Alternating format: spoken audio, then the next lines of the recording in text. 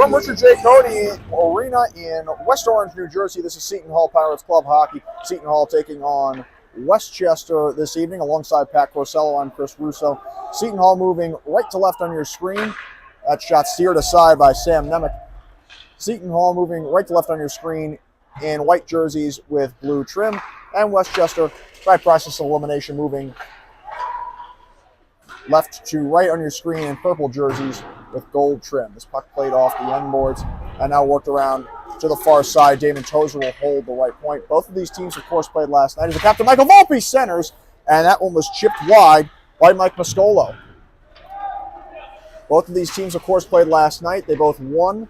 The Pirates a stunning 8-7 overtime victory over Scranton on the road, and Westchester with a 6-1 win over UPenn. These two teams, let's put it lightly, they've played before. 17-1, Westchester beat Seton Hall at the outset of the year back in September. And yet here we are, both teams were in the playoff push at this point, still about the midway point of this regular season. As this puck will be carried, shot, they score! DJ Lindenmuth, who had 6 of his 10 points on the year against the Pirates, has struck early. His first goal in 5 games. It's 1-0 Westchester.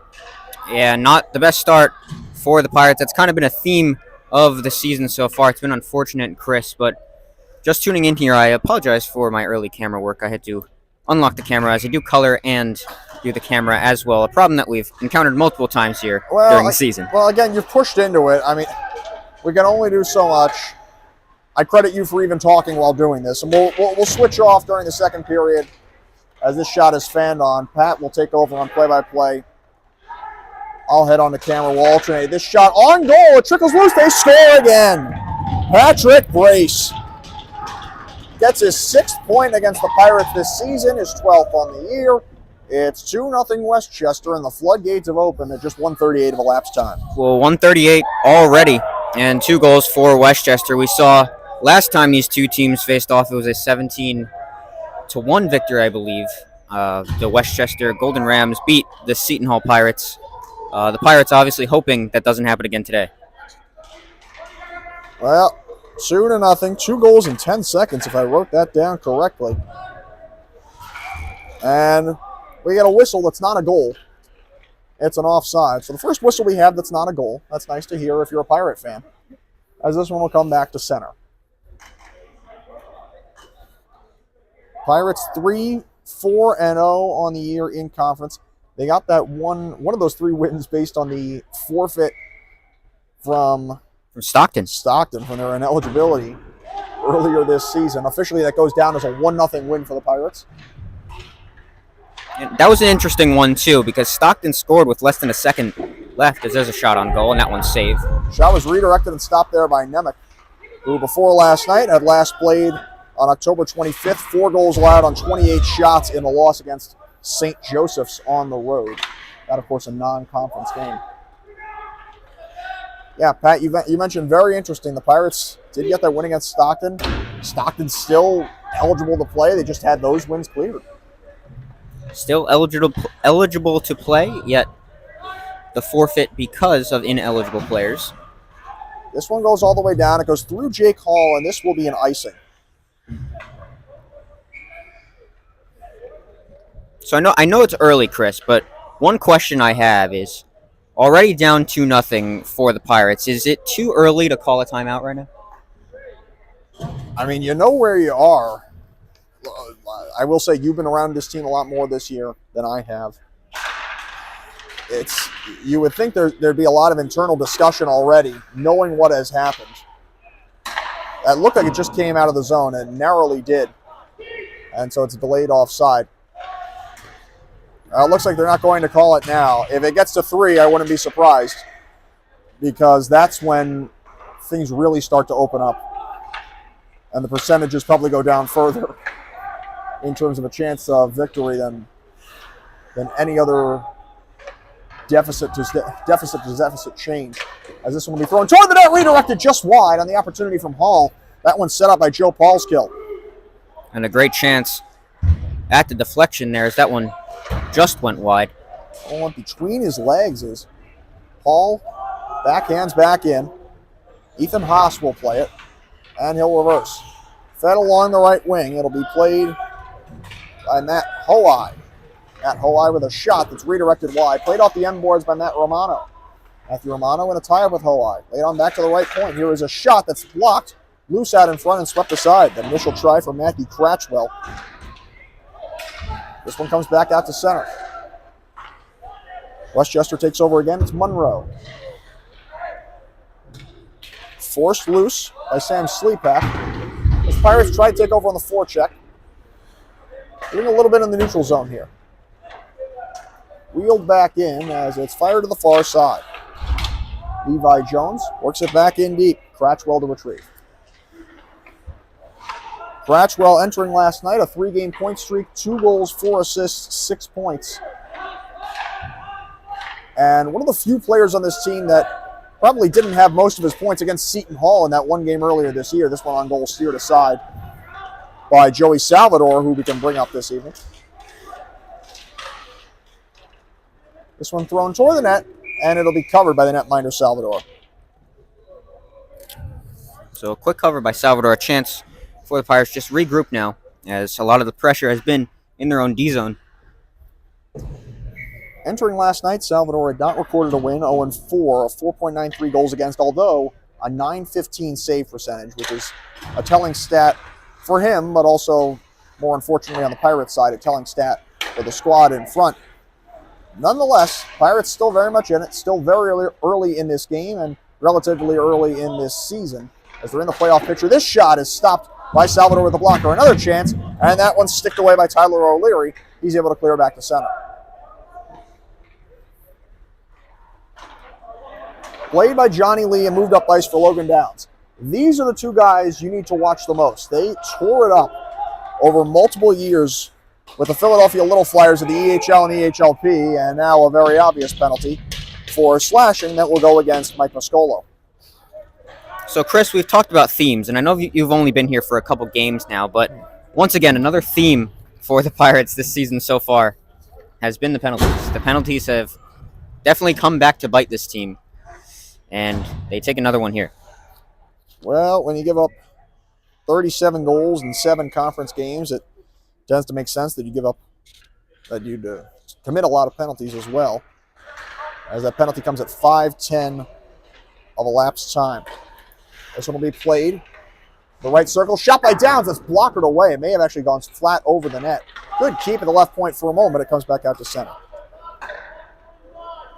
Downs, a 3-year member of the Little Flyers at the EHL and EHLP levels combined.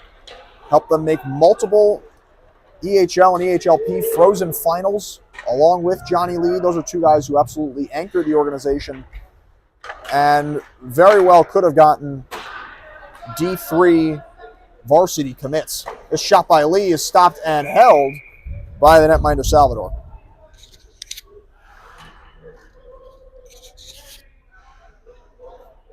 Downs last year, 23 points in 45 games at the EHL level. For reference, it's a 46-game EHL season. He also had 6 points in 8 playoff games, helping guide them to the Frozen finals. And in the semifinals, helped them to an upset victory over the Railers Hockey Club. They lost 2-1 in that series. The Railers went on to win the title. It's played on the right wing by Lee and worked back across. Here is Cratchwell. Throwing it down low. Cratchwell gets it back again at the left point. He's got time and space. Walks it over to the left, and he'll get it once more. Cratchwell, the man jockeying at the front, thrown down low, redirected, and it hits Downs. Downs, back out to Lee. Lee walks in, cross-ice pass. Here's a shot redirected wide off the end boards. Romano, he will sky it off the glass and clear. Nemec to retrieve, and he outlets, but a good read made there by Owen Lazaro. Lazaro can kill some time. He throws one toward the goal, but it is wide. And now Westchester can try to regroup. And Lazaro, a D-man jumping up in the play, but he's got to get back now. Here's Lindenmuth with the trailer. Here's an opportunity and a shot that goes high and wide on the chance from Jack Bokel. To the right side, it's Bokel again. Throwing on back to the point. Here's a shot that's redirected on goal and then sticked aside by Salvador. And pinballed in the slot. before it can be played away. Right point, Drew Monroe. Wound it around. Power play comes to an end. And the Pirates 1 for 1 on the kill, but still trailing 1-0, rather 2-0. Here near the midway point of this first period. This one back out at center. It'll be played by Westchester, and we get I heard a whistle. There's the second whistle. Not sure why the stoppage was called. Did it hit the bench, Pat? Did it hit someone off the bench? I think possible bench, or we might be looking at. I wouldn't be surprised if it was a penalty. We're pointing into the Pirates' D zone here. I don't know who it was. I did just hear somebody from the Westchester side say, "What happened?" Okay, so no penalty on the play. No, I thought. Here's the thing: the puck went behind the linesman, but in front of the boards as well, right around that red line. This may have just been a false whistle. Nonetheless, it's a whistle. And the Pirates are able to clear off the draw. Interesting, the faceoff came in the Seton Hall end. But the Pirates will try to do what they have to do. Joey Waymiller with the puck as Seton Hall is on the forecheck. Chopped that at center. And a penalty upcoming against Westchester. Good job by Fearon to draw it. It is touched up by Haas. And now the Pirates will go to the power play with 12:11 left in the first period. Pat, has this been a theme? Oh, for sure. And one thing that has been a theme has been the power play goals of one being Michael Volpe, who scored on the power play last night in overtime to get that win for the Seton Hall Pirates over the Scranton Royals. 8-7 was the final there. And now a chance to cut the lead in half here as we're still in the first period. A lot of time to play. Joey Waymiller goes to the box for tripping, native of Franklinville, New Jersey. Native of South Jersey, as you might expect. That's what that town is. Cleared all the way down. Romano will play for Seton Hall. Carried up the left wing. Fearon, a cross-ice pass that goes beyond everybody. That's going to be played off the boards. Good retrieval there by Romano, who takes a big hit, but tries to set up a play. Volpe trying to outlet. Romano had it for a moment. And some back and forth shoving there with Lindenmuth. And after the physicality, the Pirates take over once more. 90 seconds remaining in this power play. Volpe on the far side in front of the DeFalco automotive and towing sign. I don't know if there's any relation to former Seton Hall women's basketball coach Lauren DeFalco. All the way down, it'll be played to the far side. Fearon. Now Tozer behind the goal. Tied up by Lindenmuth, who's been all over the ice. Here's Romano. Backhand went along. Pirates can finally set up. 1 minute left in this power play. Here's Romano. Walking it in. Working across Volpe. Into the slide. Here's a shot by Mascola. That's blocked. Another try. Here's Romano. Great diving play by Lindenmuth. And now he's got an opportunity, but a good recovery made there by Fearon to prevent a 2-on-0. This one cleared all the way down, and Salvador will take.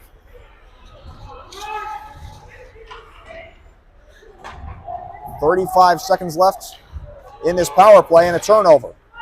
Back the other way, worked into the middle. Westchester can just kill some clock here as Hoai will work it down low. Here's Jones throwing one out in front. Jones will get it once more from Hoai. Very smart play by Jones as he'll skate it back to center to kill some time as we're down under 15. Now it's O'Leary with a drop pass. Uhorn got it ahead. Uhorn with 2 goals last night. Got a wipeout. Centering try. Redirected off the top of the net after it hit Salvador in the arm. Believe that was even strength at that point. Pirates with not too many opportunities on that man advantage. And it remains a 2-0 Westchester lead. Lazaro against Hoai. Now Downs down low. Return pass Downs. Had it poked off his stick. Another try. No, it wouldn't go. It was shot directly out of play on that opportunity for Hoai. Beautiful given the O there, but Downs. And another chance for Westchester. As you talked about the save percentage last night of Joey Salvador and still giving up 7 goals. That just shows you how many saves that these Seton Hall goalies have to make per game. This one worked out to the right point. Here's a shot that goes wide. Played off the end boards. Now on the far side of tie-up, it's kicked back to the left point for Haas. Westchester able to keep. Pochek back to the point. Haas will knock it down once more. Thrown wide of the goal. Now down to the near corner. Centering try comes all the way through. A backhander. That one was blocked. Downs trying to keep, he does. Backhanded into the near corner. Centering try, and that one was skittering all the way to the far side. Uhorn trying to clear the zone. He cannot. And on the second try, neither can Lucas Spinelli, who got his first goal in NCAA hockey last night. Big hit there from Tozer behind the goal. More colliding as Noah Polshuk is able to hold the zone. Romano can finally clear for Seton Hall. Polshuk once more. Poked off his stick by Liam Hoyt. Outlet, this puck is redirected off the glass, and now a race. A big drive and a save, and Salvador is able to cover the rebound with a little poke at the end from Liam Pareca. 8:32 remaining, first period of play, 2-0 in favor of Westchester. So the Pirates just looking for some more offensive pressures, really have had the play in their own zone for the majority so far, just looking to change something. Yeah, Pat, seems like you may have to crane your neck a bit, especially as a camera operator in this game, at least so far, as this will be played by Lindemuth. Good back check by the Pirates, but back check once more as Brace will take it. Patrick Brace able to work it across for Bokel. Bokel in deep, centering try, nearly broken up. Now it's worked back out to the left point. Here is a shot that's redirected, and now wide of the goal, behind the net. It's a give and go. It is Brace, back onto the left point. It is Colin Dachowski. Now worked into the corner. O'Leary able to clear, puck rolling slowly. This should be well short of icing, it will be. There first is Cam Greenawalt. Outlet pass, broken up in neutral ice. Westchester regathering. Rams playing deep, near side. They're able to hold the zone. Work behind the net. Brace with a drop pass. Here's a big drive and a save. Rebound loose and swept away. Another big save for Salvador. What a nice 1-2 there from Joey Salvador.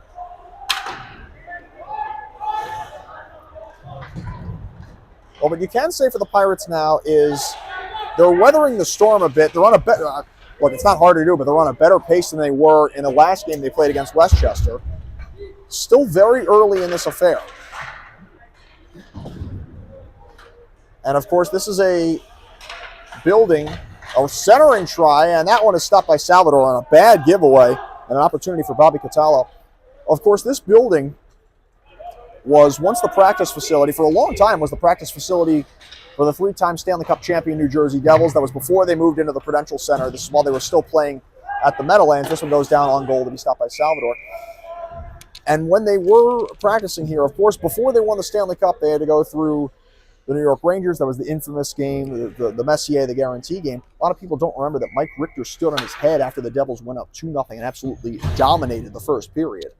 And so we'll see if Salvador can play, maybe not to legendary status. It's not something you'll necessarily see on the New York Post back page tomorrow. And maybe the Setonian.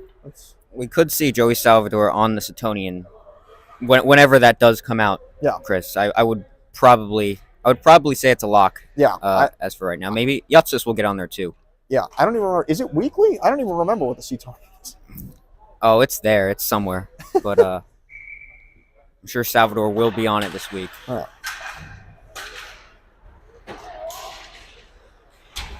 This one will be worked back ahead by Hall and played by Westchester. Cratchwell with it.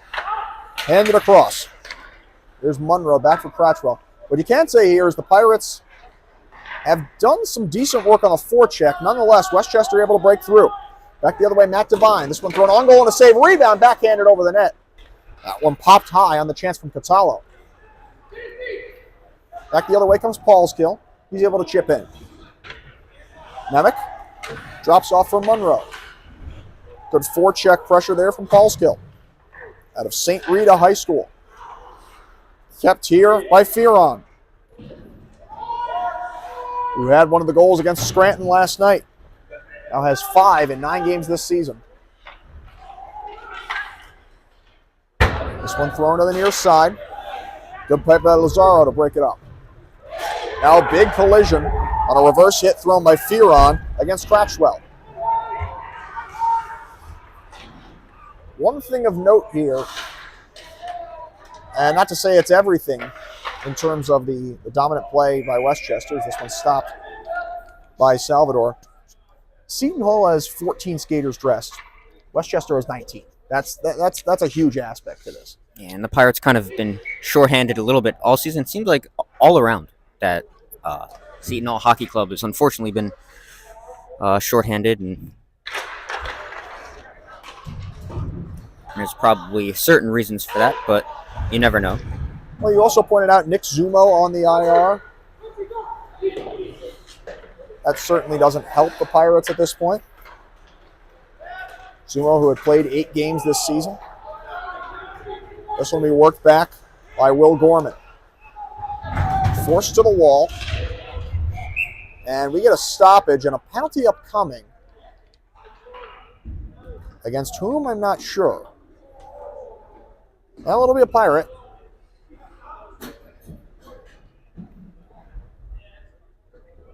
It's going to be Romano. Yeah, it's Romano for sure. I saw the referee put his hand behind his back as if to indicate hit from behind. Saw that fairly late. So I believe this will be a 2-minute penalty. Let's just make sure. And yes, that is the case. So Romano, let's put it down as checking from behind. And that is at 15:08. Westchester is 0 for 1. This shot is stopped. Now loose behind the goal. Lindenmuth able to drop it off. Played in the low slot. Walked across. Downs able to get it back. Cratchwell. Hand it over for Lee. Johnny Lee trying to get it back. Good keep by Cratchwell for a moment. Now Uhorn on the take. Uhorn with a partial breakaway. Uhorn in alone. Big save. And Nemec is able to hold. Well, Chris, you remember me all year talking about the speed of Ryan Uhorn. He shows it right there. Gets away from the defender and almost puts that one in on the backhand. I mean, what a save by Nemec. Nemec, who has had limited time this year, relatively speaking. Austin Stout and Kaden Matotek have had a lot more time in goal. Nemec 0-2 on the year entering last night. A goals against a 4 and a save percentage of .892. Has not had to face many shots tonight, but a huge chance, shorthanded for Seton Hall, and a big save on a guy in Ryan Uhorn who was pretty hot last night. Uhorn was hot indeed. He had 2 goals last night. Look for another there. Chance here for Westchester. 1:10 left in their man advantage, but a turnover and a clear. Pirates trying to turn the tide as Nemec plays the puck. Left here for Pareka, who before last night had a 4-game point streak with 7 points in that stretch. Saratoga Springs, New York native, galloping up the left wing. Able to drop this one for Bokel. Over to the right for Monroe. Now a one-timer that goes wide. Big shot from Pareka. And now a penalty upcoming, and not a smart penalty whatsoever taken by Matt Hoai. He's complaining, but it looked like he clearly slashed the stick out of the hands of Tyler O'Leary. And with 33 seconds left, looks like that'll clear the power play for the Golden Rams, as we will play 4-on-4 for 33 seconds. And so the Pirates 2 for 2 on the kill so far tonight. And if no penalties come in the midst of the next minute 27, they'll have a power play for that stretch.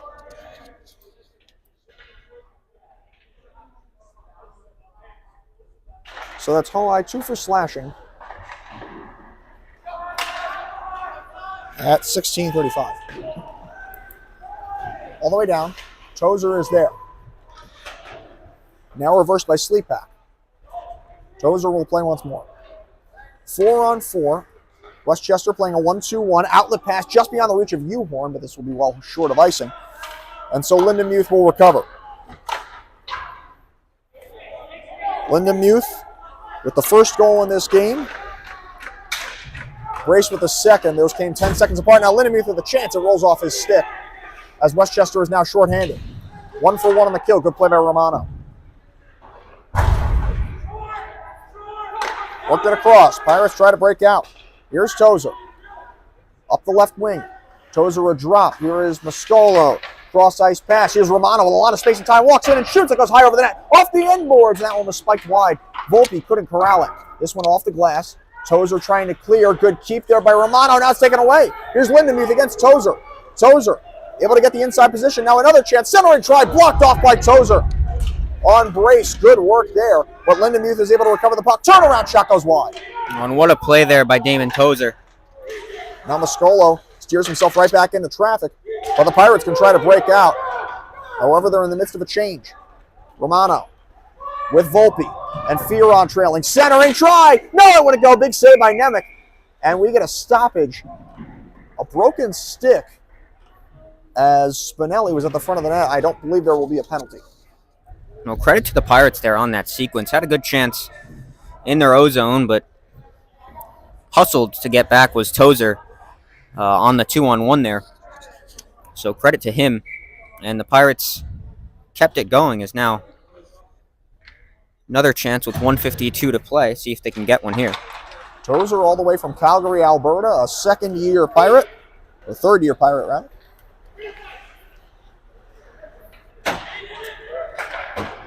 Damon Tozer, 2 goals in his last 2 games, by the way, Chris.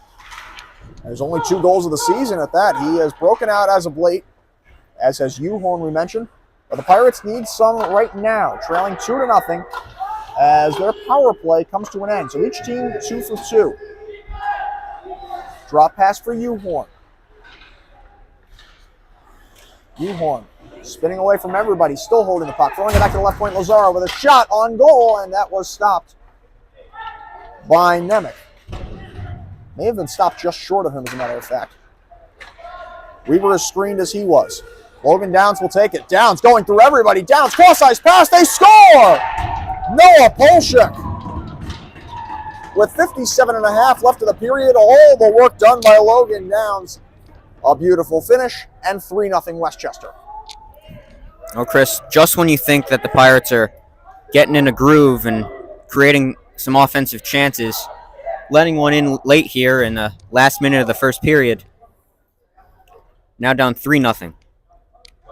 2 goals in a 10-second span within the first 2 minutes of the period, and then 1 in the last minute of the period. It's not to say the Pirates played that well in between all of that, but they did enough to hold off Westchester. It's just the beginning of the period and the end of the period that has hurt them the most.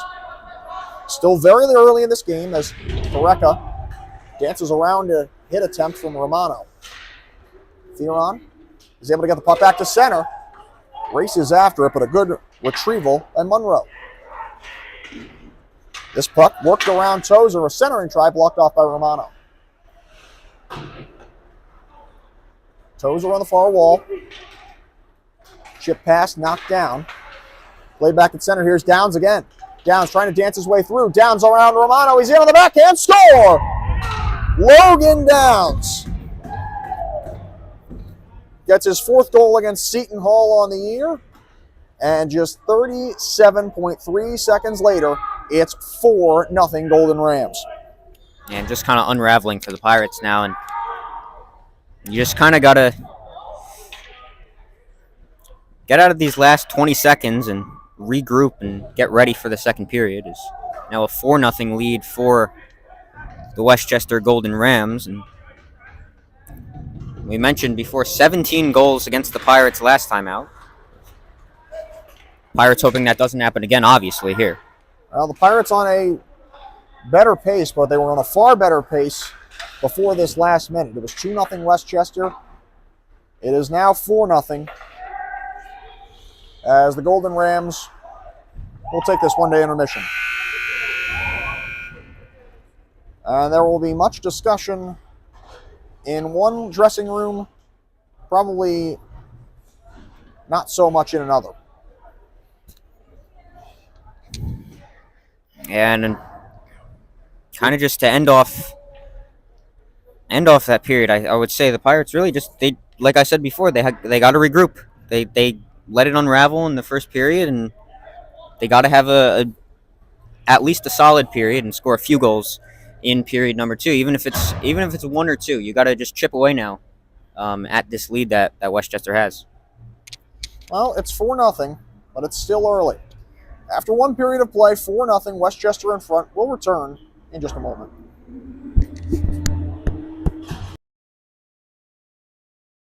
I'm Chris Russo, and play-by-play this period belongs to Pat Corsello. All right, well, thank you for the intro, Chris, as we get started here. Westchester back in their O-zone. They take it behind the net now. That is Pareka. He hands that back to the point. A quick shot, and that one blocked by the Pirates and sent down the other way. It's sent on goal. It looked like Nemec might have went to cover it there, but we play on as, once again, the Golden Rams take it up. And they send it back in. Here's Tozer for the Pirates, and it's taken away from him. Chance for the Golden Rams, but now taken away by Volpe, and he just dumps that one down. It's stopped by Logan Downs as he sends it back in. Here's Salvador, the goalie for the Pirates. That's intercepted in front, and there's a shot and a save by Salvador. That came from Logan Downs. Gorgeous right pad stop there. And here's Downs again. He has it, and intercepted by Volpe. Still in the D zone of the Pirates as Volpe has it once again, and the Pirates just looking to move up ice with it. Volpe clears that one in, and the Pirates will now go for a change. The first line goes off for the Pirates, and line 2 comes on for them.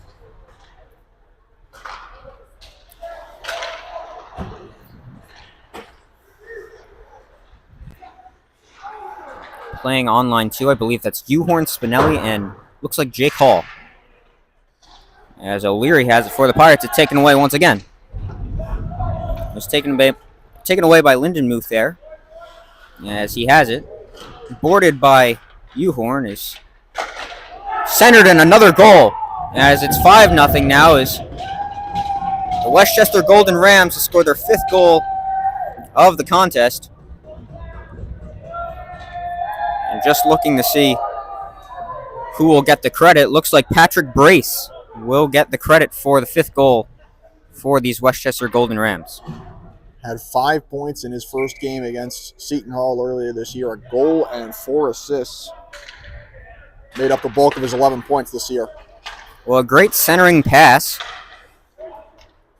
to execute that one, and it is 5-0 now. And there was another chance for the Rams, and that one just wide, and we play behind the net. Great diving effort there by O'Leary. That one tried to be wrapped around by Brace, but the pad saved by Salvador there. Now a battle between Brace and O'Leary. It's dumped back in zone of the Pirates. And there's Fearon. He just hits that off the boards and clears it out as the Pirates will once again go for a line change.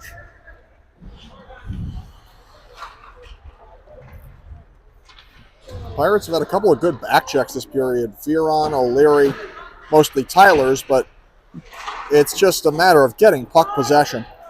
Well, it looked to be a possible high stick there, neutral ice, but no call on it. It's centered once again, and Salvador has to make another save. I think Romano was in on the tie-up a little bit there. Well, Tozer sends it the other way. It's cleared all the way down now, and it will be an icing. So back in the D zone for the Pirates, as it looks like that's where play has been for the majority of this game so far, Chris. Well, I'll be craning my neck in this direction, and then you'll be craning your neck the other way when you return to the camera next period. But yeah, definitely a dominating affair here in Westchester's favor. Well, Westchester wins the face-off as they have possession.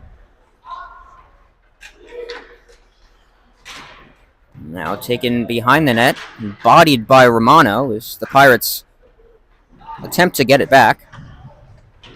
Won't do so, is still in control of Westchester. Now a chance for Romano to corral the puck. Looks like he will, and tries to pass that one to center. And it goes all the way to the other side as Tozer clears that one down again. It will be an icing as he has not passed the red line there. So back in the same place once again for the faceoff. You can hear it from the bench. You can hear the coaching staff saying, "Just skate, just skate. That's all you got to do." And at that point, it's not even a matter of like getting on the board. It's just getting off the ice, especially with a lineup of 14 skaters tonight. Well, if you're just tuning in to this impromptu broadcast here of Seton Hall Pirates hockey, they are down 5-0 here in the beginning of the second period. And now a chance as Romano has it at neutral ice, and he sends that one on net, and it's covered by Nemec. So a face-off for the Pirates in their offensive zone. and also a much-needed change here. You also remember this is the second period, the period of the long change as well, so it makes it all the more difficult. Well, taking the faceoff for the Pirates, it will be Ryan Uhorn. He had 2 goals last night. Frank Black taking it for Westchester. Westchester does win the faceoff, and they go up ice. It's a 2-on-1 now. Here come the Golden Rams. It's sent over, and no shot as Gorman had a wide-open net there, decided not to shoot. That was a very odd decision by him. It was Levi Jones and Will Gorman on that 2-on-1. Also a great diving effort there by O'Leary. Indeed, as Westchester has possession. Now at the point, that one a shot on goal. And it looked to be blocked. It's another goal for the Golden Rams. It looked like that one fooled Salvador in front. He might have been screened there, but it looks like Frank Black will get credit for it. Frank Black, who before last night had not played since October 15th against Bryn Athen. And again, you know, the stats aren't the most accurate or up to date. If he didn't score last night, that's his first of the year after scoring 2 last season. Well, you know, Chris, we can never rely on the ACHA website statistics. It seems to never work out well. So it may, some would say, per sources, it could be his first of the year. We are not sure yet. Adam Schefter is telling us it's his first of the year. Exactly. There's another save by Salvador. So 6 goals for Westchester as number 6 gets the 6th goal is Frank Black scores. And it's 6-0 Westchester here with 15:31 remaining in the second period.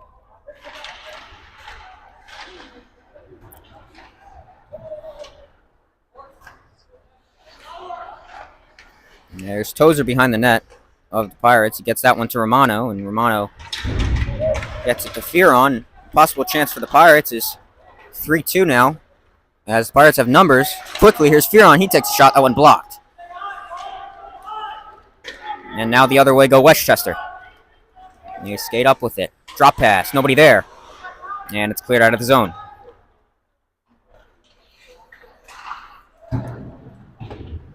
It's sent back in now.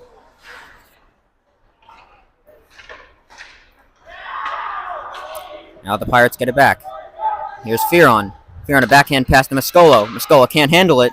Tried to get a shot on net, but that one just in his feet there. Yeah, it's looked to be a high stick once again there by Westchester, no call. And they move it the other way. May have been touched by a Pirate stick first. And now just weaving in was Dachowski there. And that one blocked. Now a big hit laid on Ryan Uhorn. That was from Cam Greenawalt. Looked like his skates might have gone out under him. Oh, that's a real hit. Now some retaliation there, as that was a hit on Greenawalt. Looked like that was Lazaro who laid the hit on him. That one's perfectly clean as well. Yeah, 2 clean hits. Here's the Pirates. Would think they would be frustrated down 6 here in the second. As off the boards goes Spinelli as he tries to race that one down. It's poked away by Westchester, but sent back in the zone by O'Leary. And Spinelli around the net. And it's taken away once again by Westchester as we're even here 2-2. And a drop pass to center, and there's a shot and a save by Salvador. Off the shot of Jack Bokel. Good job by Salvador to hold it. Looked for a moment like he was looking behind him. Still able to stay on top. And again, you look at his save percentage tonight, I would imagine it's still probably decent, relatively speaking. Well, I would assume so, as once again, we do not have a save counter. Shout out actually to Joey Salvador's dad, who helped us out with that, or helped me out with that the other week. As he tallied all of Joey's saves to see how many he had. And helped me out a few games ago. I feel like if he's tracking shots, he's a very liberal shot counter, I'd have to imagine. And here's 2-1 for the Pirates, maybe 3. As it's now sent to Paulskill, he can't handle it. So maybe the Pirates' best chance so far in this game is they had a 3-1 there, but couldn't connect. As they go back up ice with it, and not being able to handle that one.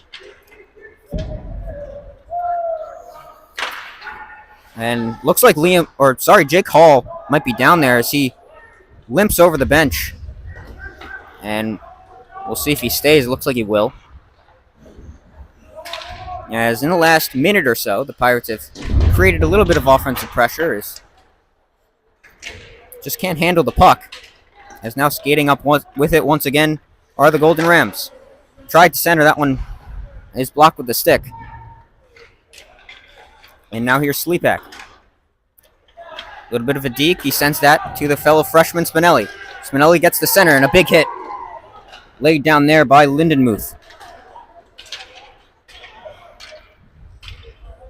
Lindenmuth with a goal in this game, and he's just offered so much physicality. Now behind the net. Tried to center it. We're the Golden Rams. They have it now at the point. And sent that one over along the boards. Now, once again, behind the net. It's Matt Devine. He tries to center that one, but it's knocked away with the stick of a Pirate. As now here's Bobby Catallo. He sends that one. Now back to the point once again. A shot, and that one deflected and a save by Salvador. And Catallo has it once again.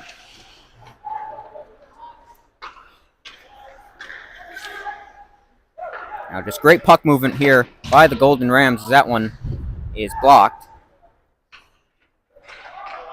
Off the shot from Drew Monroe. That one's sent on net, but hits the stick of a Pirate by Matt Devine.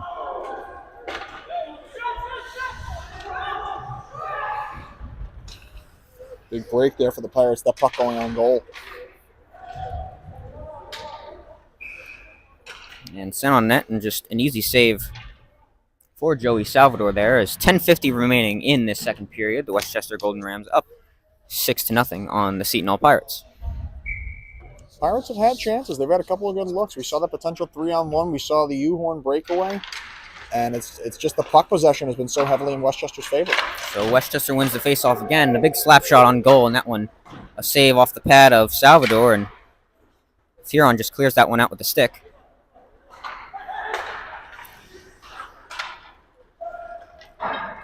And deflected in the zone by the Golden Rams, so no icing there. And sent the other way to no man's land. There's nobody in the lane there. As here's Levi Jones, and the whistle blows. Looks like we might have another penalty. We'll see what the call is. It looks like it's going to be against the Pirates, so obviously not ideal, down 6-0. Looks like the call is rough. Oh, actually, no, it looks like Westchester. Fearon thought he was going to the box, but it won't be. As now Westchester will go to the box. I believe that's the wrong box. They're telling them. They're telling them it's the other box. Yeah, it's definitely the other box. And he's not going to close the door. That's the funny thing, too. Yeah, we are all discombobulated here. Now coming is one Westchester player to close the door. Credit to Ethan Haas, who opted to close the door, and Cam Greenawalt, up 6-0, opts to slam the door. That's definitely a move, Chris. So Greenawalt in the box. I have to be honest, I'm not sure what the penalty was. I'm sure, Chris, I'm not sure if you saw what the call was, but nevertheless, a power play for the Pirates is Romano gets a shot and goal, and that one off the pad. And Volpe gets it to Tozer. Now back to Volpe. The call was roughing. Now here's Tozer. He gets that back to Romano. Romano sends that to his D partner Tozer. Tozer tries to get it across to Fearon. He eventually does. And Fearon behind the net to Volpe. Volpe to Fearon now. Here's Volpe.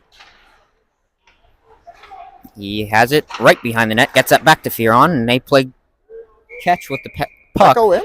And I don't think that went in, as it might have grazed the top of the net and went out of play. They're still telling them to stop the clock. If that's the case, there was really no celebration by the Pirates if it did go in, but that's bizarre. I do not think it went in, because they're acting like we're ready for a face-off here still. Did they ever find the puck? I don't think they... Did they? Unless it got stuck in the ribbon.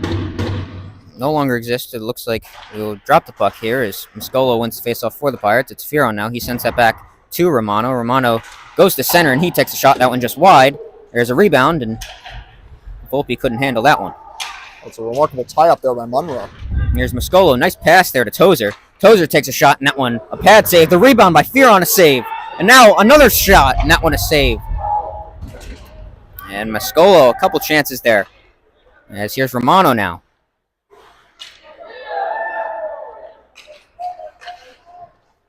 Romano just dumps that one in, and a little bit wide. As here's Fearon with the puck. He gets that one to Volpe as they cycle. It's sent back to Romano. Romano takes a long shot, and that one wide again. Here's Mascolo. Now Fearon jumping up for the puck, and it's cleared down by the Golden Rams with 22 seconds remaining on the power play. Well, Cratchwell had a good block on that, so that was a roughing penalty, and we'll give credit to apologies there to Cam Greenewalt, because I heard him say the door wasn't shutting, sir, and I believe he was speaking to me. I guess they can hear us from all the way up here. Well, 3, 2, and 1 as the penalty now has ended.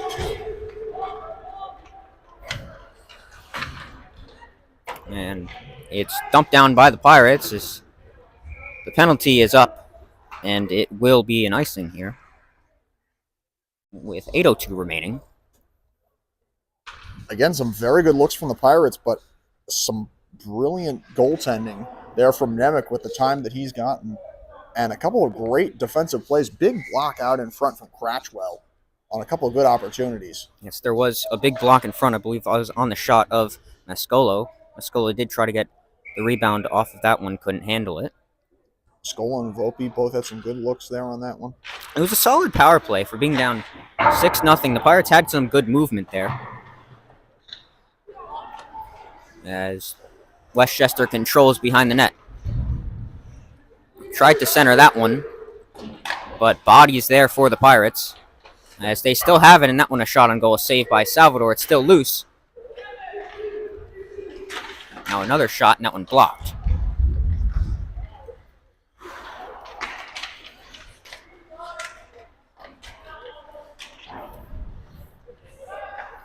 And still in the zone for Westchester, as Dachowski sends that one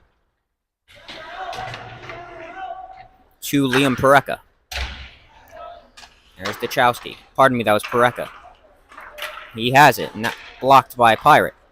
And just trying to get it out of the zone as Uhorn does, and he races up with it. And a big hit on him again is that hit made by Noah Polishuk. Here's Pareca now. He tries to send that one the other way and knocked down by a Pirate. And now cleared in. Here's Mascolo.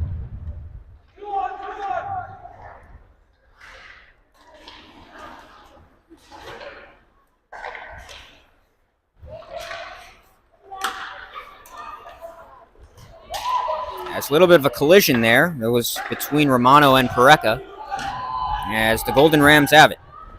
There was some pushing and shoving behind the play between Romano and Polishuk. Well, another hit there. It was between Fearon and Lindenmuth, as we're getting a little physical, as there's a shot, that one blocked. That shot by Matthew Carella. Now coming up is Mascolo. Mascolo all by himself. There's a line change going on for the Pirates. He still has it. Takes a shot on net, and that one a save by Nemec. Mascolo just to kill time for a moment.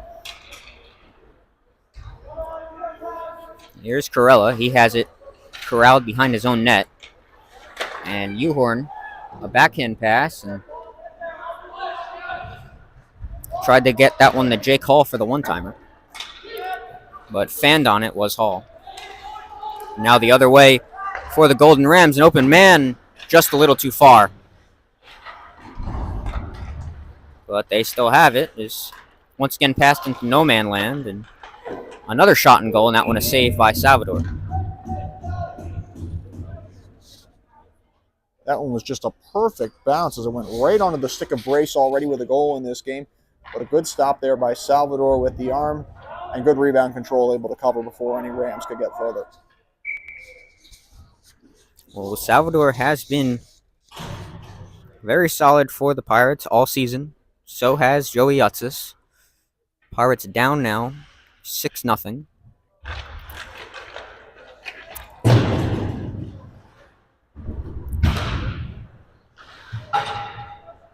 In most of these games, Chris, I know you haven't been here often, but it's always hard to say that it has been the goaltender's fault for the Pirates. Well, to be fair, the one other game I was here, it was 1-0 Pirates over Bryn Athyn. Pirates goaltenders always having to make, seems like, at least 50 saves per game. As that may be the case here once again, as Westchester pretty much controlling the game in one end of the ice. Looks like referee... We're looking at another penalty here for Westchester, so now another chance for the Pirates to potentially get their first goal of the game. Call is high sticking issued here against Hoai. So it will be the penalty on Matt Hoai. So a chance for the Pirates to potentially get one here. They're 0 for 3, but I thought they far and away had their best power play of the game on that last opportunity. Yeah, the power play did not look bad at all. A lot of good chances there as it's won by the Pirates, and Fearon gets that to Romano. Romano holds it, gets it to Tozer. Tozer back to Romano. And across to Fearon. Now back to Romano. Romano sends that over, and that one just wide. That was off of Mascolo. And now Fearon back to Romano. Romano takes a shot. That one is blocked and cleared by the Golden Rams. That was the first time on that PK that I saw a Westchester defender actually step up on Romano instead of retreating. They were giving him all the time and space in the world. Well, the Pirates just need to get back into their O-zone. We'll see if they can do it. Romano has it. He sends that one off the boards to Mascolo. Mascolo tries to take that the other way. Interesting decision there as he didn't take that up ice as he was all alone. Now just looks like Westchester trying to kill time as they had it along the boards. And the Pirates with another chance in their offensive end. That pass a little too far for Mascolo as he rims that one behind the net to Volpe. Volpe tried to send it all the way down. And the Pirates get it back. Fearon tried to get that one to Volpe. Is now a chance for Westchester shorthanded. Moving in, that one a shot and a save by Salvador. No rebound as nobody else was there. That's shot by Lindenmuth. And a great chance there for Lindenmuth, shorthanded, already with a goal in this game. And now cleared all the way down by Westchester. Lindenmuth coming on Salvador. Salvador's got to make a move here. He gets it to O'Leary. O'Leary sends it back the other way to, it looks like, Jake Hall. And now pass a little too far from Uhorn to Spinelli, but the Pirates still have it here. Sleepek. The penalty has ended as that pass a little too high in the air for Uhorn, and Spinelli lays a hit on a Westchester goalie. That one sneaks through, and that another save by Nemec is taking that was Hoyt on the rebound there. Nemec didn't know where it was, and Hoyt came in and got a shot on the backhand, but can't put it in. Well, good recovery there by Nemec to be able to get his pad across after all of that confusion.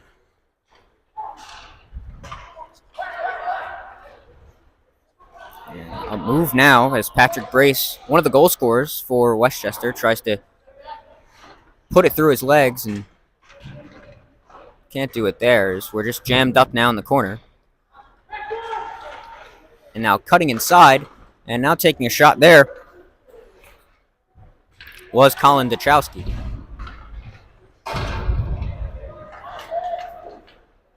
A lot of corner play now as Dachowski has it. He sends it into the corner and it goes around.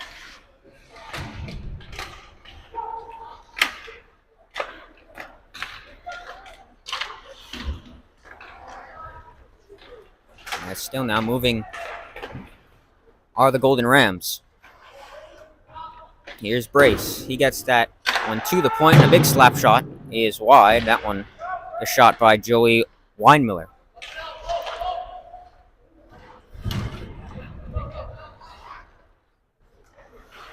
Here's Corella. He takes a shot. That one a glove save by Salvador. It's still loose. And now around the net for the Rams. Sent back to the point now. A shot on goal, and that one a save by Salvador off the shot from Corella. Still without a stick. Salvador, no stick now, as we're in the last minute of play here. 41 seconds remain. Here's Corella. He gets it over, now back.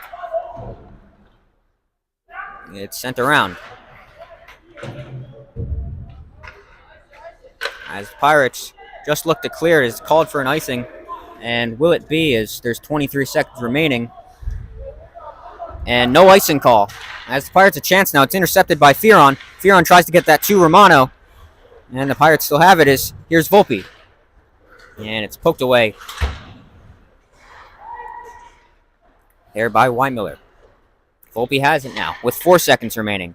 Pirates need to be quick. Here's Fearon. Fearon takes a shot on goal, and that one just wide as the period ends, and the Pirates trail after 2 by a score of 6-0 to the Westchester Golden Rams. Chris, any thoughts heading now into the third period, down 6-0 for the Pirates? First off, just want to point out there that's a good veteran play by Uhorn to get Romano away from the fracas behind the goal and just stay out of trouble. Even when you're down 6-0, you would think when you're down 6-0, you just want to start trouble. You don't mind it whatsoever. But credit to Uhorn for making the classy play there. Look, obviously it was a better period for the Pirates. I mean, they gave up 2 goals, and this time they didn't give up those late goals they gave up in the first. This would be a very different game if not for those. And they had some chances. And look, if you get one early, you honestly look, I know it sounds crazy to say, you honestly never know what happens. Crazier things have happened. Well, crazier things certainly have happened indeed. 1 period to play here, at least. We'll see what happens between the Westchester Golden Rams and Seton Hall Pirates. We will be back for the third period shortly.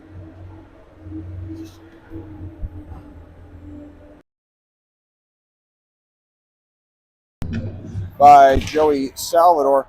Seton Hall trailing Westchester by a score of 6-0 after 2 periods of play. As this puck will be played behind the net. Centering try was blocked off. 4 goals in the first from Westchester, 2 in the second. 2 goals in a span of 10 seconds within the first 2 minutes of the game. And then 2 goals in the last minute of the first period. Just over 37 seconds apart. And a couple of goals early in the second frame. It's been all Westchester to this point.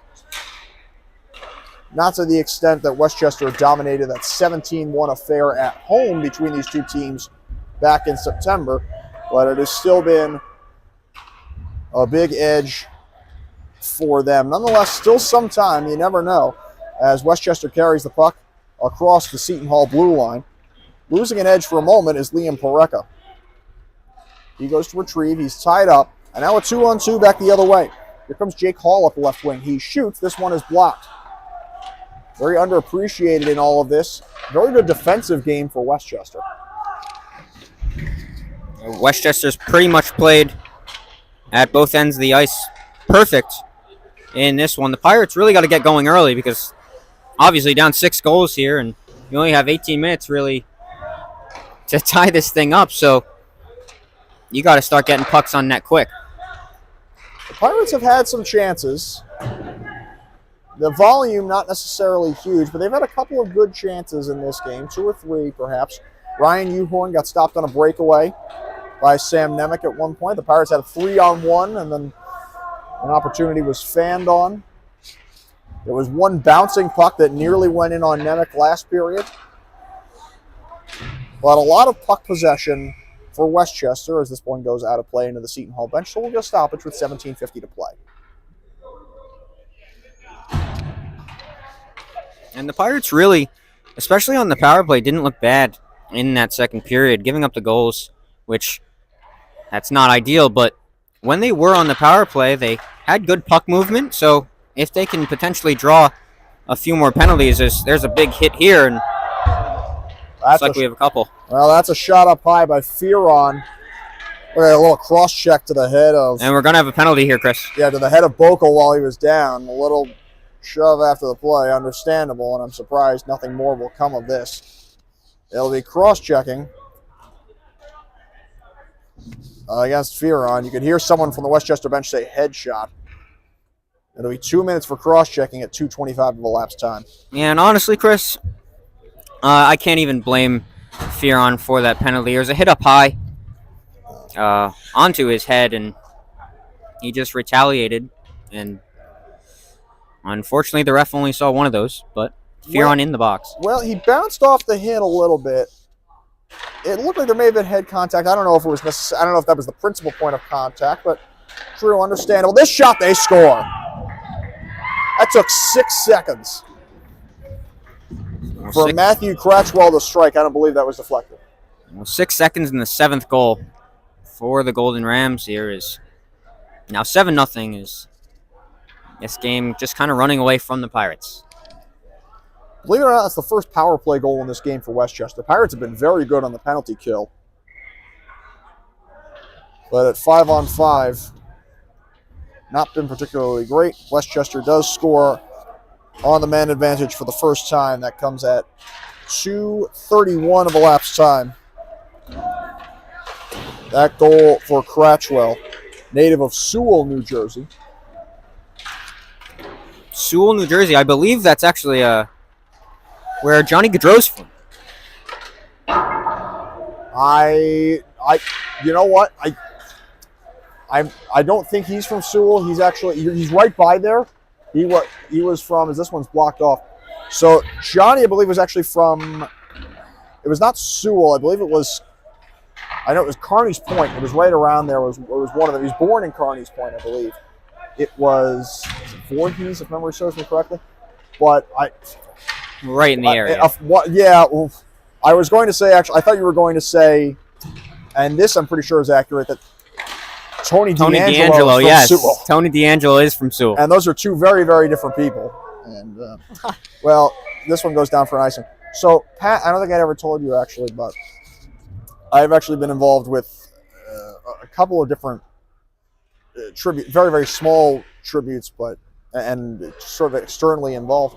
But the two teams I work with in junior hockey, the New Jersey 87s, New Jersey Titans, both opened their seasons this year against teams that share a home rink with Johnny and Matthew Gaudreau.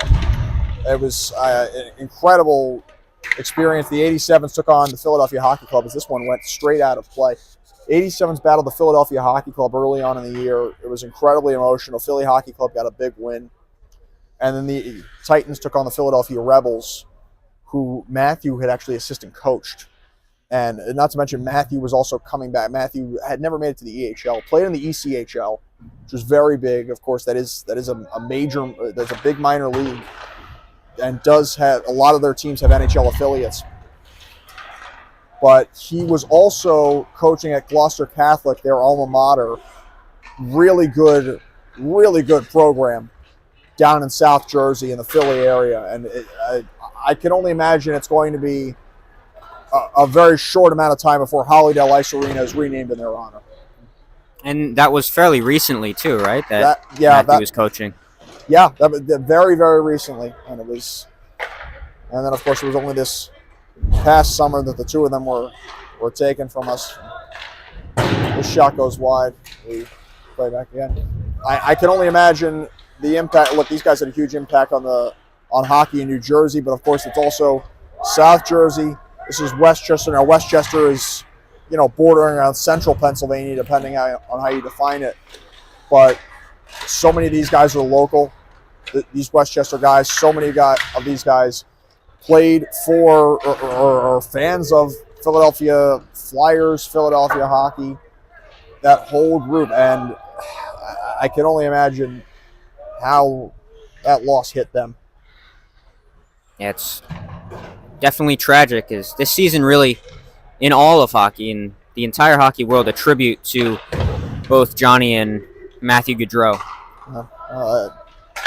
This one is shot on goal. It's steered aside by Salvador. Another person, we'll just close this out here. Another person I just think of for a moment here that could have been affected on the ice. We mentioned Damon Tozer is from Calgary, Alberta, and I mean, God knows that the impact that Johnny Gaudreau had on Calgary, even if he was in Columbus, of course, to be closer to his family.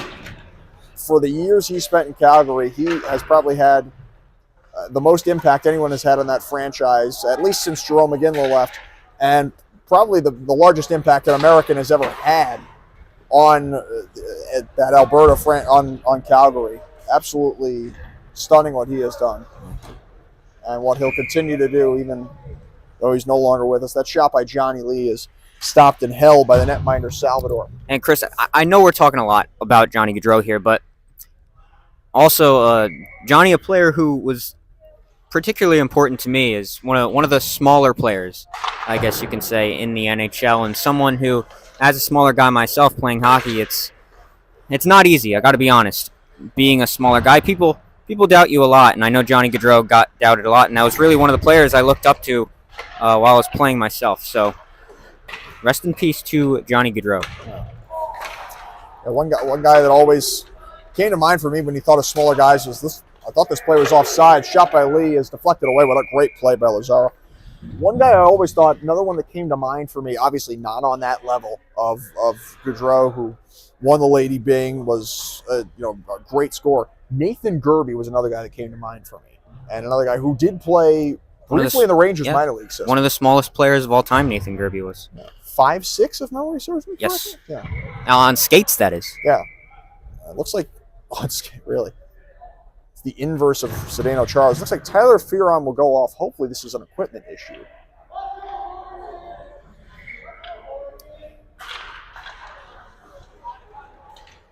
As Lee will carry this one. Thrown out in front for Downs. His shot goes high. Maybe getting a piece of that with a blocker was Salvador. This one will be worked behind the goal again. Downs. In the near corner, looking like he may have been hooked. No call on the play. Pirates trying to clear. They cannot. Waymiller. Sleepak went down there. It looked like a high stick. Yeah, I think Waymiller got him. It may have been on the follow-through, but nonetheless, it looks like a penalty will be called. As Sleepak is fortunately back up onto his skates. So Joey Waymiller will head to the box for high sticking at 6:47 of elapsed time here in the third. Wow, and look at the clock, Chris. 13-13. Wow. We turn to the clock here. We were just talking about Johnny Gaudreau for a few minutes, and the clock now at 13-13 as play stops. That's a great observation, Pat. I got to tell you, that's a really good look. So, see if the Pirates can do something here. As Matthew Romano will gallop ahead onto the right wing. Pirates play in deep. This is Moscolo out for Tozer. There's a one-timer for Romano, and that one is blocked. Good work by Levi Jones. And now a clear, and now an opportunity. Here comes Dachowski. Big save by Salvador. Pirates back the other way. Good retreat by the defense, and a great job by Dachowski getting all the way back and chop that puck away. And really, Chris, the only shots that have been beating Salvador have been either the long-range ones or the ones that he's been screened on. Once he gets on those, the chances on the breakaway, Salvador has pretty much been solid all throughout. That shot by Romano was redirected by Uhorn on goal and stopped. Here's another chance. Romano breaking on in. Romano with a shot that's blocked. That's Cam Greenawalt. This puck is cleared all the way down.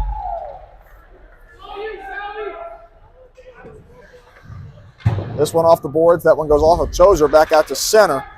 As killing some time here is Cratchwell. Getting up ice for Kohai. Kohai with a shot that is steered aside by the right pad of Salvador. Another short-handed save, or a short-handed shot, and a man-up save. As Waymiller asks the bench, where am I going? As he prepares to leave the box, shot by Lazaro is stopped by Sam Nemec. Pirates will keep with 5 seconds left in this power play. Held at the left point. Here's O'Leary. Working it along for Sleepak. Power play is over. Waymiller goes to the bench, which was a tough break for Westchester because Frank Black might have had a 2-on-1 for him. This one all the way down Nemeth came out to play it, but icing was called. And I think they're going to, they'll put this putting one it at at center. Yep. You saw the linesman kind of buckle onto his knee, have his knees buckle for a second. Again, we all make mistakes, and to be fair, it's a 7-0 game. So with 10:59 to play, face-off will come at center. And if there's any frustration, well, it's not being placed on anyone's sleeve right now. This will be thrown back to the far side. Logan Downs will play. Trying to move to his backhand. It's loose out in front. Downs tried to finish, couldn't do it. Downs takes it again in the corner. Worked it back to the point for Polshuk. Polshuk with a shot redirected, and I believe Salvador got that one. Here's Downs again. On the right point. Polshuk for Downs. Turnaround shot and a save by Salvador. He will cover with 10:36 to play. So another save by Salvador. If you're the Pirates, really just when does it become time to just think, all right, let's get one. Let's take that 0 off the board. Obviously, it's just like a team morale thing. Yeah, well, it'd be hard to think they haven't been thinking it the whole time, but it's just a matter of, can you peel the Band-Aid here and just tear it off?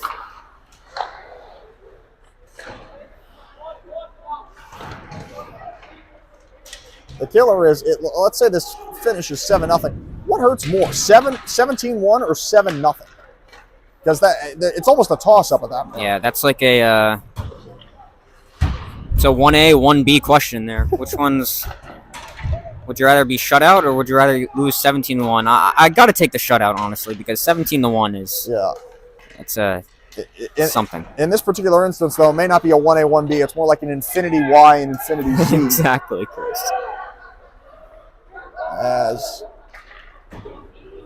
Westchester has the puck, but that play is offside. That was Johnny Lee on the break. 9 minutes, 48 seconds remaining, third period of play. 7-0. Westchester in front. Already a tough day for Seton Hall Athletics as the men's basketball team fell to Fordham at Walsh Gymnasium on a buzzer beater, 57-56. Yeah, and Chris, I was in the booth for that game too. It was tough to watch. There's 7 seconds remaining. We thought that could have been it for the Pirates, but losing to Fordham, who they weren't supposed to lose to. A shot fanned on. Now held in once more. Comes back to center, as a matter of fact. Well, it's funny because I was doing public address for Fairfield women's volleyball earlier today. Oh boy, what a hit. That one's ugly from behind. And let's hope there's nothing more than discussion here. They got to get it in between. Oh, there's a big hit by O'Leary, hit him in the back of the head. That was O'Leary and Lindenmuth.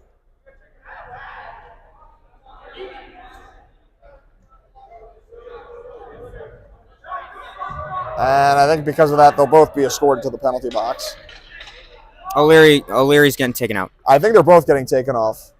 I think they're both. I would imagine they're both going to get 2 and 10 just to get these guys out of here.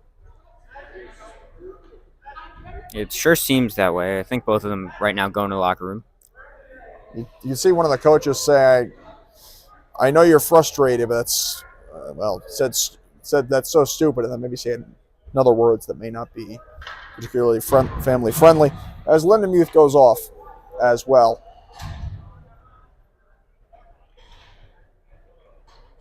Now, if it is, again, we don't know if it's 2 and 10. If it is 2 and 10, theoretically they could both return for overtime if necessary. Although I think we're a long ways away from that. The odds are very slim.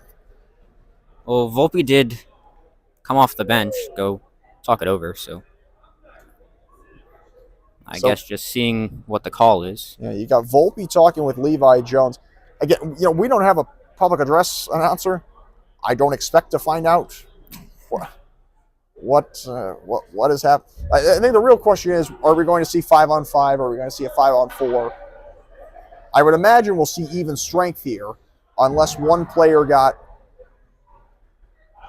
one more. There's a 5 on the board for Westchester. It wasn't a particularly pretty hit. 2 against the Pirates. Okay. So a 5 and a 2, but okay. So Uhorn is coming back out to talk. Is someone going to have... So he's going to... Uhorn's serving the penalty, and there will be a player in the box for Westchester as well. Okay, so that makes sense. So they'll play. I would think they're going to play 4-on-4 here then. Yeah. So Will Gorman in the box for Westchester. It'll be Uhorn in the box for the Pirates. Yeah. Okay, so that's 5, and it's possible. Well, if you got 5, Lindenmuth might not necessarily. He might have gotten the game too already. Well, let's just brush that all aside. Well, 4-4 now. 4-on-4 for 2 minutes, barring any further penalties. Big hit there, and considering the way this game has gone, God forbid there are any further penalties. This one on the right wing for Hoai. And I don't say that for the matter of the result, but more so just the matter of any potential injury. As this one comes back out to center. Devine with it. That Devine will cycle and find Hoai. 2-on-2. Hoai walks in and shoots. Big save. Did it go in? They say it went across the line. Salvador got a big piece. It hopped over his shoulder and went into the net. As Matt Hoai will get his 4th point against Seton Hall this season. Had 3 assists in that first game. Uhorn opened the door for a second, but he'll stay in there. Yeah, he'll stay in the box. That's a 4-on-4 goal. Yeah, it was 4-on-4. It'll stay 4-on-4. So Westchester taking advantage of the open ice. At 11:18 of elapsed time, 8-0 Westchester. Monroe getting it ahead. Spun back in. Hoyt leaving it there for Mascolo. Now Volpe. Once more, Mascolo 2-on-2. Driving outside the dots. Forced off by Cratchwell. Mascolo's got it out in front. They score! Is that going to be Mascolo's goal? I think that should be Mascolo. And if so, that would be his first of the year. I believe he actually did score last night, Chris. Did he? Well, my apologies. All right, well, Mike Mascolo then. He's got goals in consecutive games. Pirates on the board at 8-1. With 8:10 to play here in the third. And 41 seconds left in the 4-on-4. 41 seconds left in the penalty initially given to O'Leary and now being, or Fearon rather, now being served by Uhorn. All the way back down. Westchester trying to respond again. Big save by Salvador on Bokel. Thrown back out toward the middle. Pirates trying to clear. Lazaro will take over. But Westchester will carry right back. Redirected toward the goal. Salvador will find Lazaro, as now the Pirates have a 3-minute power play where they can score at will. Here is Lazaro with a shot that's blocked. Lazaro again. Big save by Nemec. Now pushing and shoving after the fact. Oh, boy.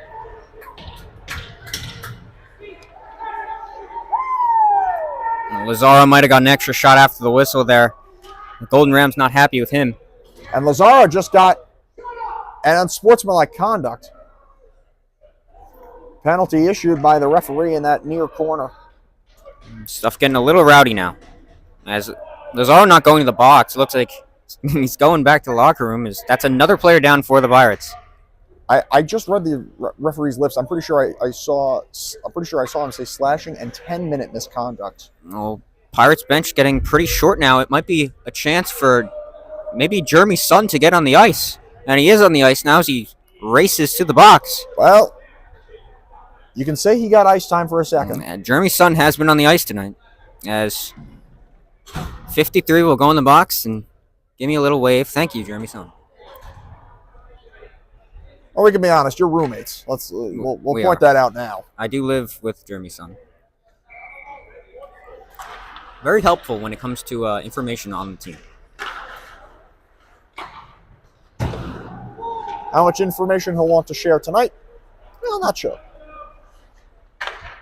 Romano trying to play it on through. Centering try that goes off a stick. It goes behind the goal. Good poke check here from Haas. Centering try and a save. Downs again, and that shot was blocked. One more try, and that one stopped as well on the opportunity from Haas.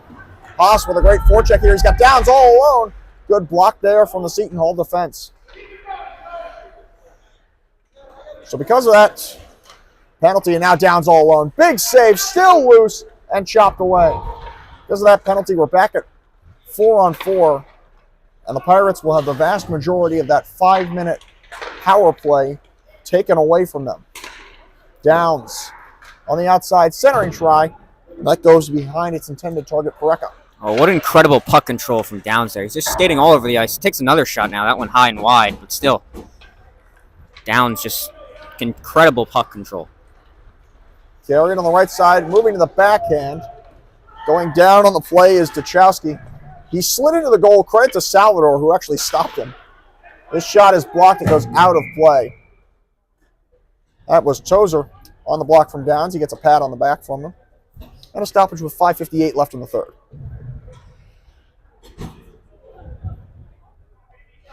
Logan Downs had 23 points last year with the Philadelphia Little Flyers at the EHL level. Played one game at the EHLP level, had a goal. 6 points in 8 playoff games. The year before, he had 26 points in 20 EHLP games. Played 42 games at the EHL level. And the year before that, the 2021-2022 campaign, where they got to the Frozen Finals, he had over a point per game. 42 points in 40 games and 9 points in 7 playoff games. And he is here in Westchester. A skillful player, for sure. On the flip side, you've got his longtime friend and teammate Johnny Lee on the ice, also with that little Flyer squad. 14 points at the EHL level last year, 15 the year before that. 23 points with the EHLP squad that year. That 21-22 campaign where Logan Downs had 42 points. Well, the power play about to end. This one on goal, it goes wide. Power play is over. And Johnny Lee had 52 points that year in 42 games played, a full EHLP season. well, It's a Son, turnaround shot and a save. there's a save. Son races out of the box, goes to the bench, and Oh, boy. We got more. we have another scuffle. Pushing and shoving, and oh, boy. And there's no control over this right now. Finally, everybody comes to a halt as Liam Hoyt was involved there. It looked like Patrick Brace was there as well. And then on the outskirts, someone maybe involved in the middle actually was Johnny Lee. Hey, and I got to be honest, Chris. Sometimes the ACHA doesn't like it, but I think it's who? John Forsland says that's hockey, baby. And that's one of the beauties of hockey, that we can do stuff like that in this sport. And once again, another player to the locker room for the Pirates, and looks like also for the Golden Rams. I think that's Patrick Brace is going. Brace, who scored tonight. I don't think that counts as a Gordie Howe hat trick. I don't think that's officially a fight. Granted, I don't think we're ever going to find out if he got an assist anyway. But Unless we maybe check the ACHA website, they may tell us. Another Pirate going to the box now, possibly. Looked like Muscola was making his way there, but he's called back. Now Downs, who we've been talking about so much, going to the box, but he heads back as well. So everybody confused. Now Uhorn going to the box is he makes a quick turn back to the bench. I guess I don't know if they wanted more exercise. Maybe that's what it was. Yeah, just a little skate around here. Is only one player in the box right now. Looks like that's still Will Gorman. Certainly is serving that penalty. I heard 5-on-4, so 5-on-4 for 39 seconds. Well, it's because that's initially what it was supposed to be, and then Yes. there's the mess that was. So this is actually the major penalty Right. that had been issued to Lindenmuth, as Westchester will try to just skate this one out as we're under 5 minutes left in regulation. They're in front 8-1. 4 in the first, 2 in the second, 2 in the third. The Pirates do have the most recent goal. That would maybe just be a little bit of cough syrup for this evening.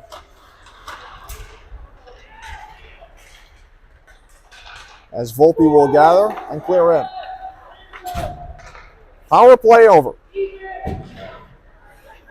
All the way down, here is Hoai. Going one toward the front, that's blocked off. Up played by Devine. Worked toward the front, knocked away, and Romano will scatter one back toward the blue line and out for a moment. Played right back in, onside. Here is a chance for Catallo. Spun in deep for Romano. Return for Tozer. Up the wall, redirected into the slot. It comes loose. And Romano trying to escape. This one toward the front. Salvador will cover a rolling puck with 3:50 to play in the third.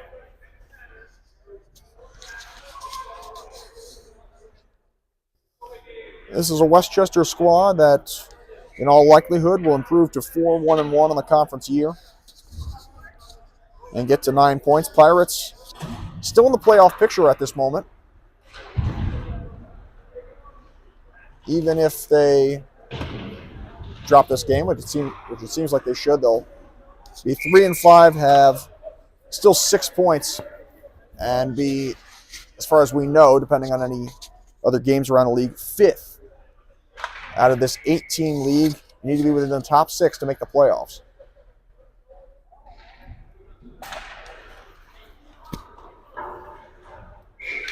Postseason will, of course, be down at the Class of 1923 Arena on the campus of the University of Pennsylvania. That'll be later this winter.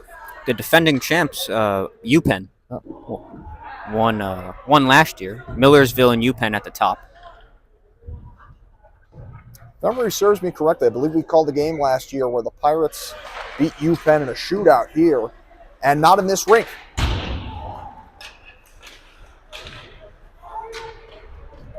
I believe that was Drexel. That was okay. That was I gotta say, that was my favorite game of the season. You were right with the Pennsylvania team.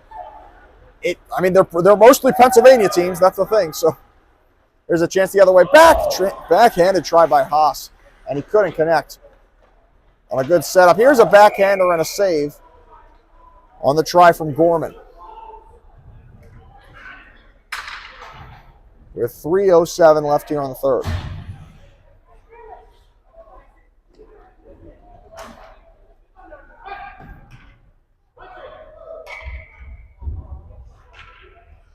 Face-off will be to Salvador's right.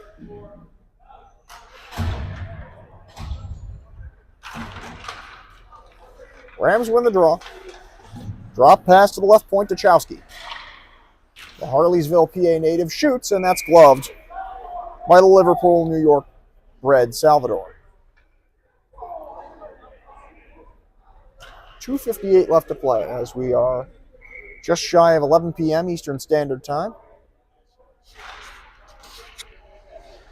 There's a big drive off the draw, redirected out of play, high off the netting. I believe that was Joey Waymiller who just yelled, "It's good." Right through the uprights. Right through the uprights. Who the Eagles play tomorrow, I am not sure. That one redirected wide of the goal. As for the folks in North and probably a good amount of Central Jersey, I am not sure who the Jets play. I know the Giants play the Carolina Panthers in Munich, Germany at 9:30. I believe it's 9:30 in the morning. Yep. And I'm sure all of the people of North Jersey are highly anticipating that game. Oh, I can't wait, Chris. It's the toilet bowl tomorrow in Munich, Germany. And the sweet, sweet victory may actually be the number 1 pick in the NFL draft. Yeah. Hey, little fun fact though, the Giants are undefeated outside of the United States. Well, they played the first game ever outside of the United States. Yep. And this one is blocked. Hilariously, the only touchdown in that game scored by the Giants was a rushing touchdown by Eli Manning. Something no one's ever heard before, I don't believe. That was a game against the Miami Dolphins team that was definitely lost more than 10 games in a row to start their season. Giants went on to win the Super Bowl that year. That game was played at Wembley Stadium in London. Now it's evolved as Stick broke there. Yeah, stick of Romano broke. He threw the rest of it away. Understandable for the rest of the evening, and now we continue to enjoy a game that was started in one of the UK's colonies. That was Canada. Well, technically a French colony, actually. It was in Montreal where this game was originally born and bred. As this one will be skated ahead. Cratchwell with it. Under a minute to play. On goal, saved by Salvador. It's steered back into him by Mascolo. And the clock stops with 53.9 seconds to play.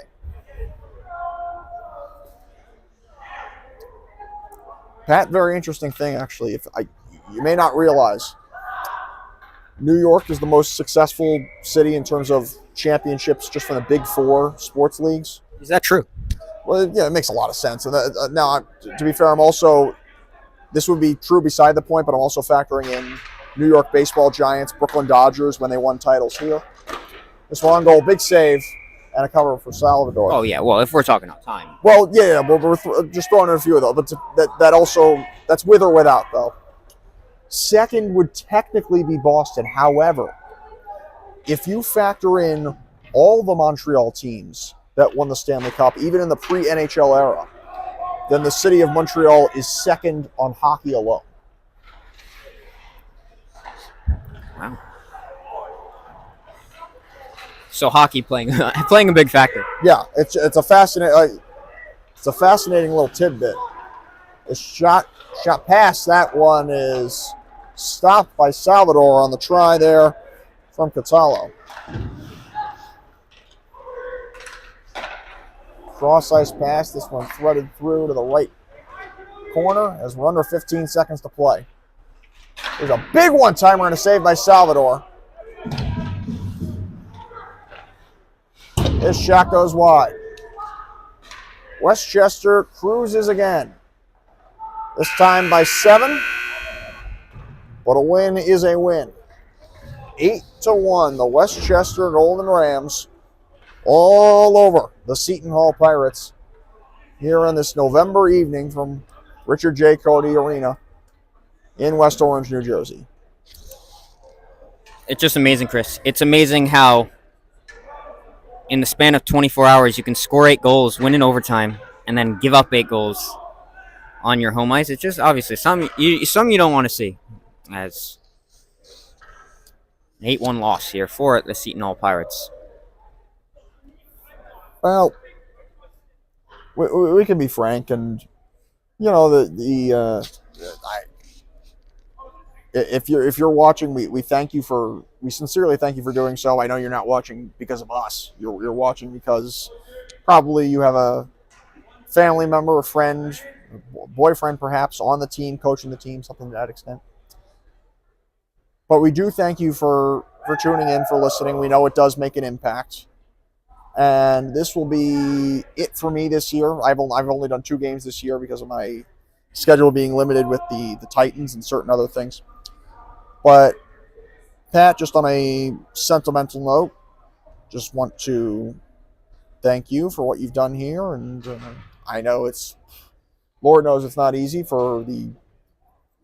lot of times you're the only person here. But just, thank you for doing what you do and just keep it going. Chris, thank you so much. I wouldn't be in the position that I'm in as a broadcaster. If we're talking here, if we're talking at WSOU, if we're talking at PSN, you have really been the number one role model to me, and especially in my number one sport of hockey. You're the only person I've really been able to call hockey games with, so I thank you for all that you have taught me throughout the last year. Who knows when the next time we will call a game together will be. I hope sometime that does happen. If it's hockey, baseball, basketball, volleyball, swimming, who knows? But I would definitely love to call some more sports with the great Chris Russo. It's been so much fun to Well, I'm one of the great Chris Russos. Thank you. one of them. Well, The best. well, before I tear up, I'll just quote quote the terrible impression of Christopher Walken. Salah, good man. And that'll do it for us. That's a good way to finish. I think that's a good bookmark. 8-1, final score. Westchester over Seton Hall. For Pat Corsello, I'm Chris Russo. Pat, will see you next time. Hopefully John McCooch on the call soon. Yes. And we'll see you then. 8-1 final, Westchester in front. Sounds good. Love you, Chris. Thanks.